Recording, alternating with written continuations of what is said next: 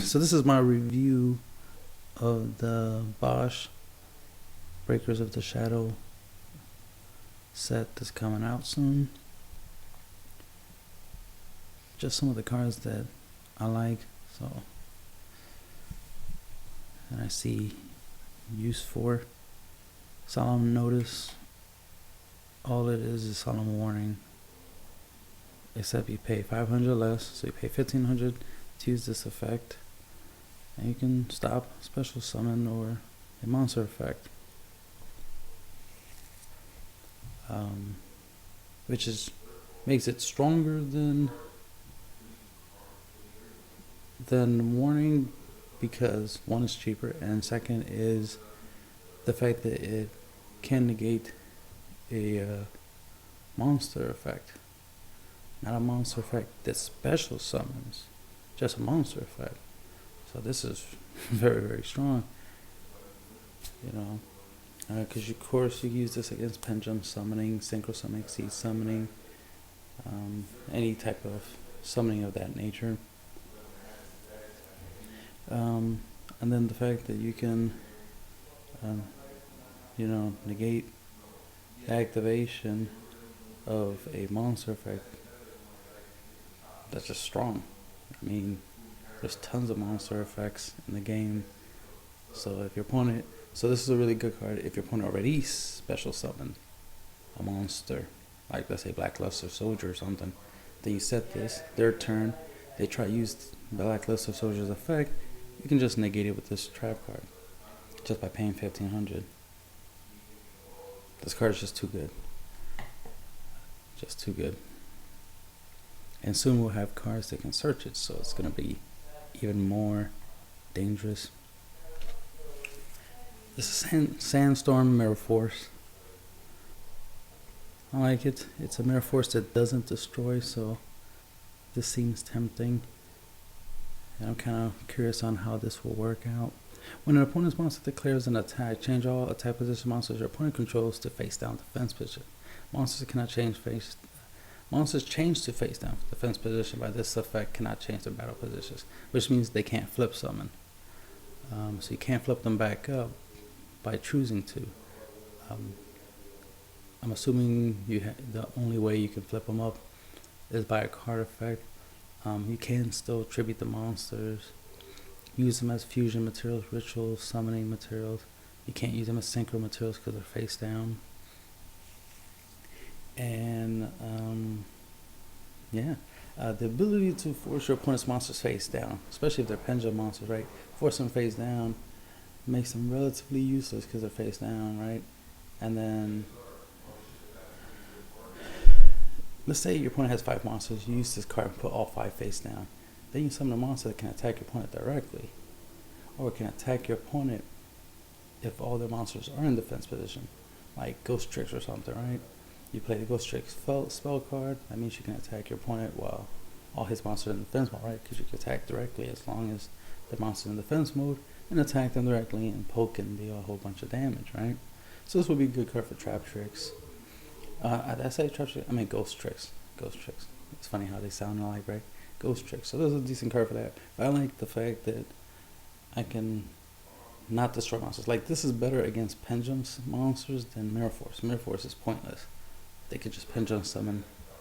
But this is nice because it doesn't destroy them. It just puts them face down and it makes them relatively useless because they can't flip back up. This would be good against Qual-Offs, things of that nature. So I really like this card. This card is pretty good.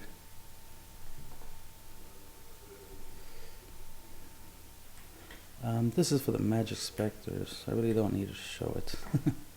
It's just a support card. Basically, it's a pot of avarice shuffle 5 cards, target 5 Magic Spectre cards in the graveyard, shuffle them into the deck, then draw a card. It's a continuous trap, and you can use it to recycle itself. So you have a copy of this in the graveyard, you can recycle it, and you just have infinite recycle of monsters, spells, and traps. So it just perfects the Magic Specters. And you get, and of course, I mentioned you get to draw a card, and also you have the ability to protect your pendulum cards, your Magic Spectre cards, activation, effects cannot be negated yet, so you don't have to worry about your cards being negated, which is dangerous, because one of the ways to beat them would be to like negate their effects, and now this makes it where you can't negate their effects. So it's like, then they're unstoppable, like literally. Pendulum Storm. Oh man, is this card good? I thought freaking Twin Twister was awesome. It's like finally an MST that can, you know, pop 2 cards, so double MSTs. Like finally we got double MST.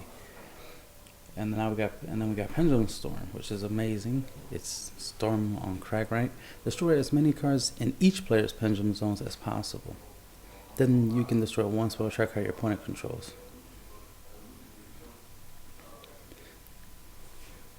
So that's a pretty good card, because you can get rid of your opponent's pendulum scale and pop back row in the process. Unlike how Spell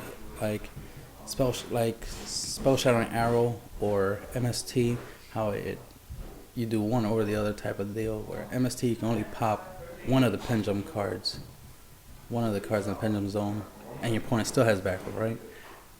Spell Shattering will pop both pendulum zone monsters, but they still have back row. The main issue is your opponent still have back row if you target the pendulum zone.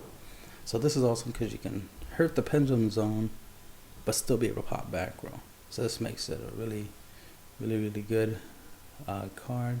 What makes it extra good is that if you play pendulums, then this card is not a dead draw. You know, you can use it, pop your own pendulum scale, pop your opponent's back row, and then put a new scale in pendulum summoning, you know, continue your moves. So it's a pretty good card. Wish it was a quick play to make it more powerful, but can't complain. It's a really good card. Magic Sea Castle Aegon. It's a machine, rank 8 water XYZ monster or Exceed monster. Requires 2 level 8 monsters. It's generic. Has question mark attack and 3000 defense. The attack is based off of the extra deck monster that you banish by the first effect, which is during either player's turn you can banish 1 random face down monster your opponent controls in the extra deck, and if you do, this card's attack becomes the banished monsters, which is pretty good, especially if you banish a 5-god dragon. He gains 5,000 power, or his attack becomes 5,000. I wish it gained it, because then it could keep it, and then you just keep doing its effect and make it really strong. And then it's a machine you can learn move for game. The fact that you could potentially banish a 5-god dragon and then learn move for game makes this a very awesome generic rank 8. This also has the ability where during either player's turn you can detach a material from this card, then target one of your opponent's banished fusion, synchro, or XYZ monsters and return to the extra deck. If you do, destroy 1 monster your opponent controls that's the same card type as that card you put back in the extra deck. You can only use either one of these 2 effects once per turn. So in your turn you can banish a banish a card in your opponent's extra deck to gain power. Then detach a material to pop, to put it back, and then pop a monster on the field that has that same type. If somebody exceeds summon, obviously they will have exceed monsters, and pop it, and then you can obviously attack and deal a lot of damage. That power boost stays that way until you activate its first effect again.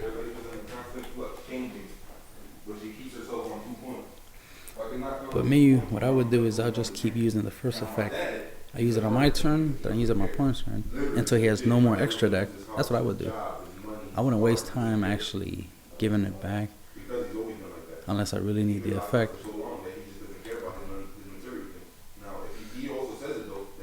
Now this is Dragon Buster Dragon, which is an 8-star generic synchro, which is really good.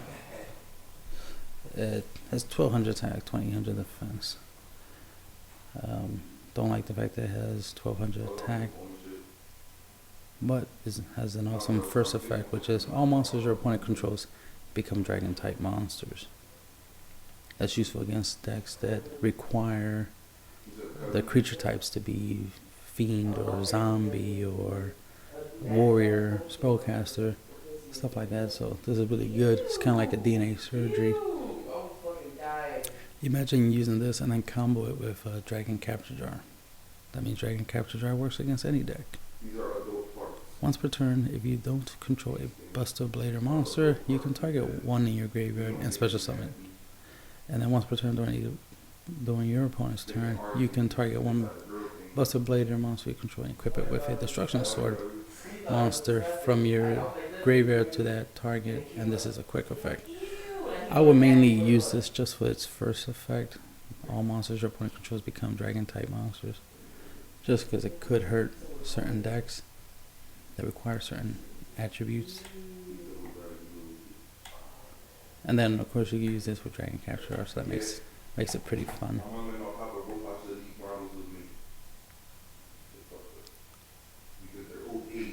Also you can use this with Electric Virus, so you synchro for this and it guarantees Electric Virus is useful.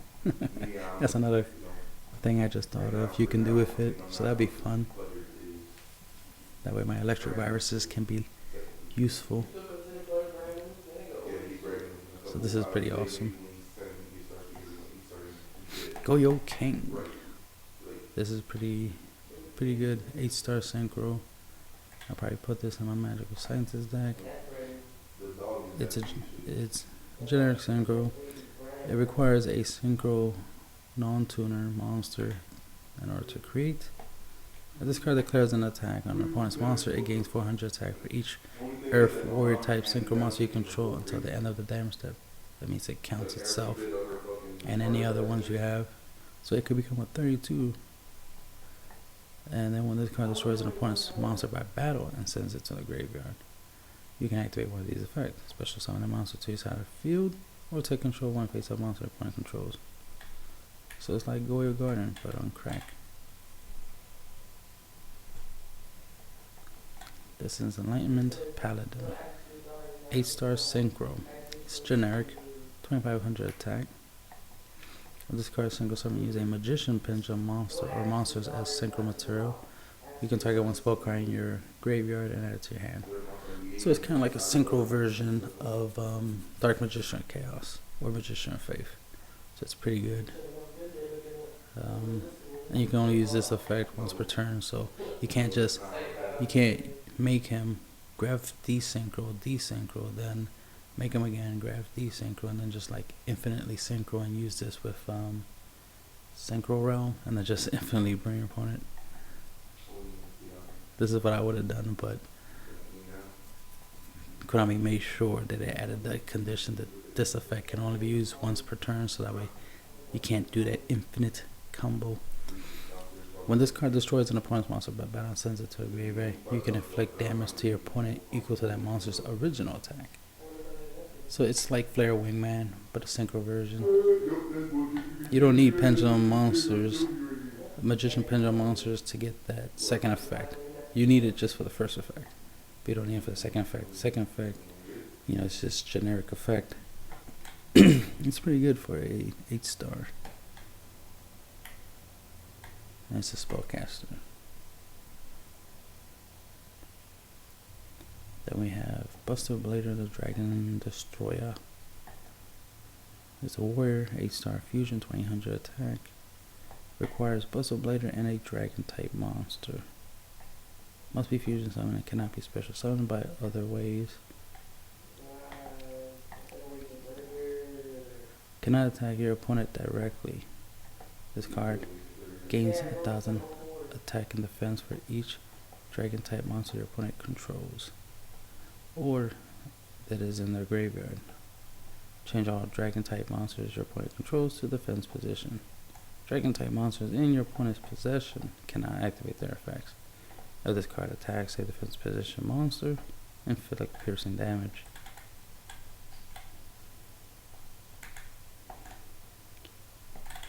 Let's see.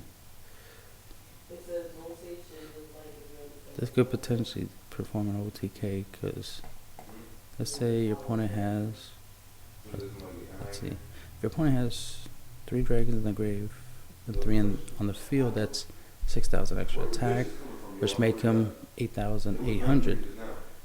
And then you just gotta attack a monster in 0 defense, and then you deal 8,800 damage. So this card can easily OTK somebody that plays dragons, obviously.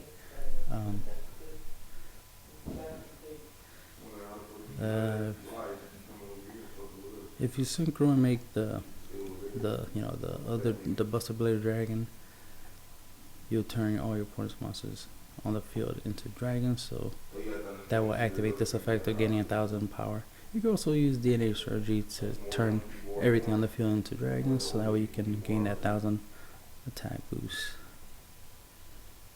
And then, of course, this will force your opponent's monsters to defense mode, as well as it will negate their effects. So it kind of makes like DNA strategy into a skill drain by having him and DNA strategy on the field. So DNA strategy would definitely be useful in this deck.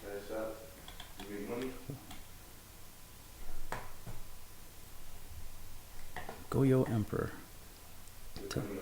10-star warrior fusion, 3,300 attack, requires 2 warrior type synchro monsters. When this card or a monster you control that is owned by your opponent destroys an opponent's monster in a battle and sends it to the graveyard, you can special summon that monster to your side of the field. When your opponent special summons a monster or monsters, you contribute 1 Earth Warrior type synchro monster. Take control of that monster or monsters. If this face-up card leaves the field, give control of those monsters back to their owners. See, now I plan to use synchro summon. I plan to use Cyberstein or Metamorphosis to summon this in my Magical Scientist deck. So I'm definitely a fan of this card.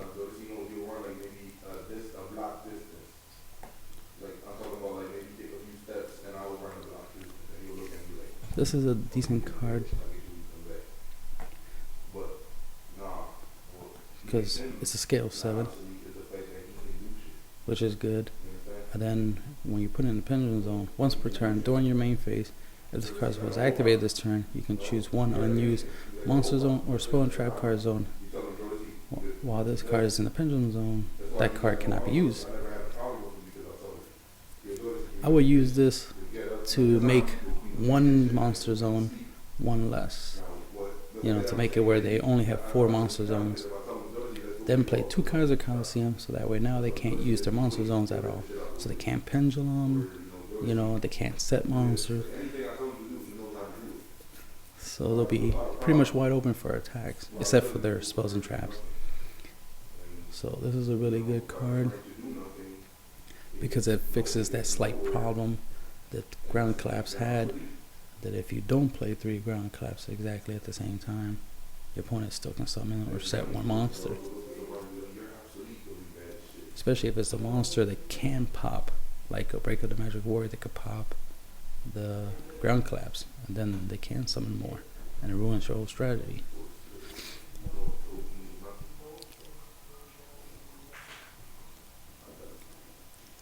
So this would be a really good card.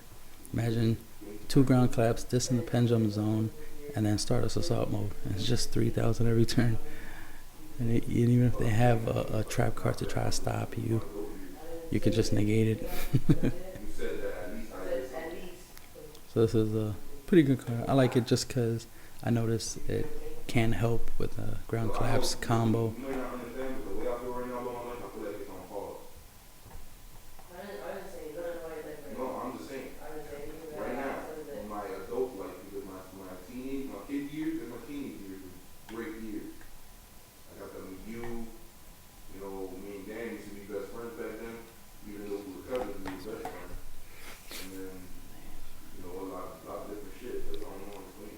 Let's go straight to Twin Twister. As you can see, this is what it looks like. It has magical hat. The funny thing is, I know what that is. That is a I forgot the name of the card, but it's the telescope card. That is so old. No one really plays that card. And then of course the mighty scapegoats. I'm assuming those are all the scapegoats, unless that's just stray lambs. And then these are some other things. But this is pretty cool. It's a quick play spell card. You discard one card, then target up to 2 spell or trap cards on the field and destroy them, which is amazing. You know, I've been waiting for this effect. I had this exact idea, and it's just so amazing to see that it's going to actually exist. This is going to suck because, man, a lot of people are going to play this card. This card is probably going to be secret rare. So it's an amazing card, so I definitely plan to play it. I might replace MST and play this instead. Or I'll play this with MST. We'll see what happens. Then we have Buster Blader, the Destruction Sword Master. I do like the original Buster Blader because he's pretty cool, you know, classic nostalgia. But man, this one is so much better. Like, I definitely would like to play this deck. I hope they give this much love to this archetype, to Dark Magician. They need to hurry up and give me what I want. Dark Magician needs love, because this archetype is too good. Just like the Blue Eye Structure deck was so good. And it's like, Dark Magician needs love. Even the Red Eye is getting love. Summon Skull got love. Damn it, when are we getting Dark Magician? They must be waiting. They must be waiting to give us that. Because this has the exact effects you need. While on the field or in the graveyard, this counts as Buster Blader. You gotta love that. If an opponent's monsters is destroyed by battle or by card effect and sent to the graveyard, you can target one of those monsters and equip it to this card. That even counts if you Dark Hole, use a monster effect to destroy it. Well, not Dark Hole because you'll destroy him. But if you Regeki or Lightning Vortex, you know, any card you use to destroy your opponent's monster or destroy them by battle, you'll get this effect. Target that monster, equip it to this monster as a monster effect. I mean, as a equip card, which is awesome. Then it gives you the ability that once per turn you can send that monster that's equipped to this card to the graveyard and then destroy all monsters your opponent controls with the same type as the sent monster. So you can play Feisure, for example, destroy one of their XYZs, right? And then equip it to this. Then send it to the graveyard to destroy the rest of their XYZs. You know what I mean? The rest of their Exceed monsters. Which is crazy, right? So it's an awesome spot right here because it's like Tribe Infecting Virus combined with Sword Hunter, with the fact that it counts as Buster Blader on the field or the graveyard, you know, which is like Proto Cyber Dragon. So it's like all these classic effects all combined into this one awesome monster, and the art's amazing too. I love it. So I'm a fan. I definitely would like to play this, even if I don't get to own the actual deck. Playing it on Yu-Gi-Oh! Pro will be a lot of fun.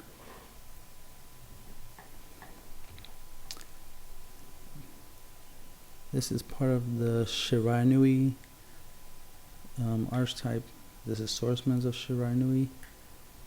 It's a zombie type, level 4, 1000 attack, 0 defense. This card sent from the field if this card on the field is sent to a graveyard as synchro material, you can add one Shirai card from your deck to your hand, except a copy of himself.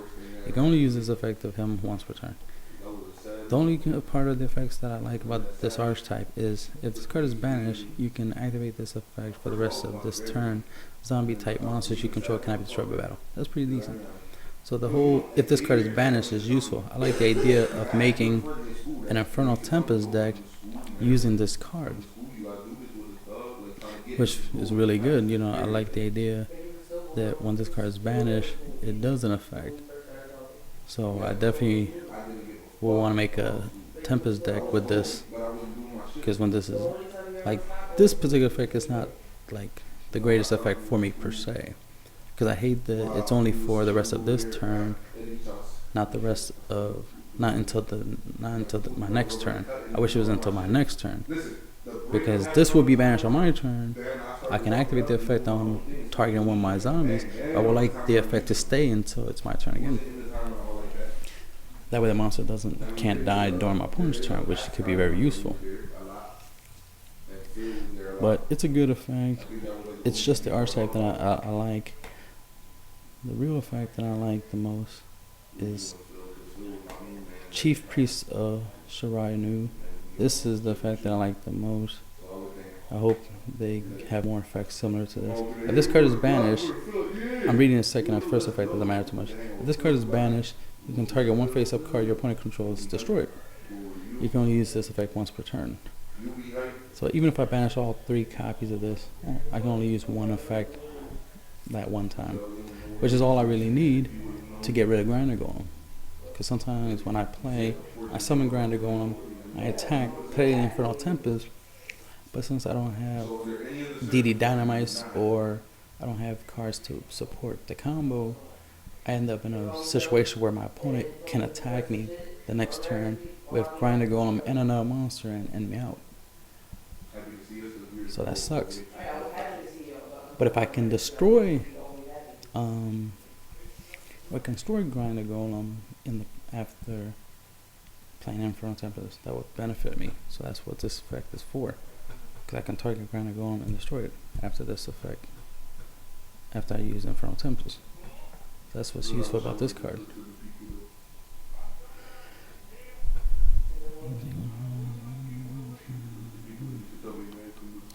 And this is here just because I was checking it out. And this is not from the set. This is also something else I was just checking out. Ancient Gear Chaos Giants. I'm a big fan. Plan to put it in my Magical Scientist deck. Use Cybersteam. Bring it out.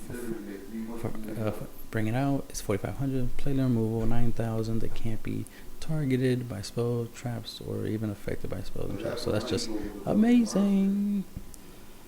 So I definitely can't wait until this becomes an actual card. And that's the end of the video.